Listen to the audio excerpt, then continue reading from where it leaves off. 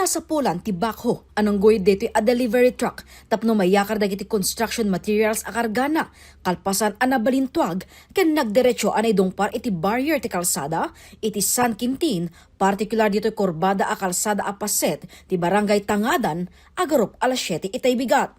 Iti inisyal nga investigasyon, nagapo ti delivery truck ijay La Union, ken agturong iti Abra, nag-deliver ti construction materials. Sumagmamanulang ang metro, manipod iti Tangadan Tunnel.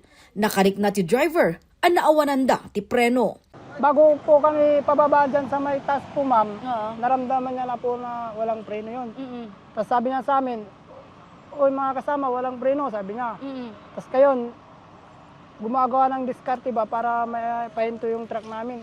Kaya wala siyang magawa kasi pababa. Ano na ginawa mo nung sinabi ng driver wala nang preno? Wala, ma'am. Yung inawakan ko na lang yung upuan na dalawa. Nasa gitna ako, ma'am. Aging nga nadanunan na ti kurbaan a paset ti kalsada ken sinarununa ti utility van. Nagkaroon iso na iti loss control. Iti lugan na, iti umuna, nadumpar na ito utility van nga puraw, and then eventually natumba iti igit ti kalsada. So bale sir, utility van Going abramad lang, ma'am. Ta rare and collision din na pasamak, utility van traveling with the same lane magmagnada.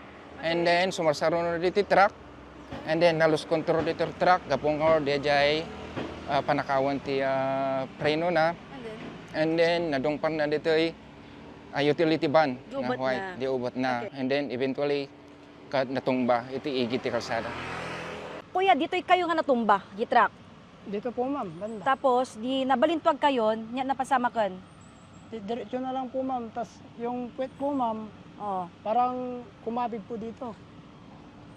Diretso po yung ulo, pero yung puwet, parang gumanon yung puwet niya, ma'am. So bale DJ murdong da truck timmo pa ditoy nga barrier. Habang jolo na diretso DJ.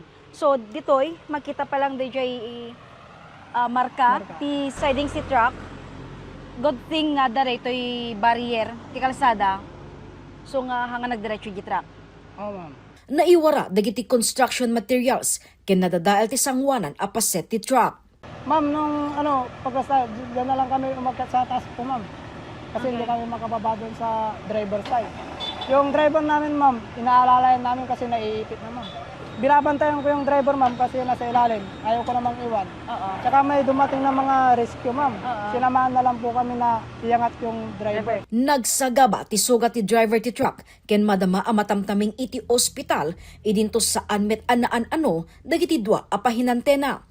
Agbalor ti 500,000 pesos ti construction supply a karga ti truck. Kuna ti pulisya, saan nga overloading ti delivery truck. Awan met tinadangran kadagiti nakalugan iti utility van, ken addan inisyal a panagsarita da. Mabigbig nga accident-prone area ti lugar, ken bilin ti pulisya, tinaan-anay a panaganad dagiti motorista. Jessica Boreta, Balitang, Solid North.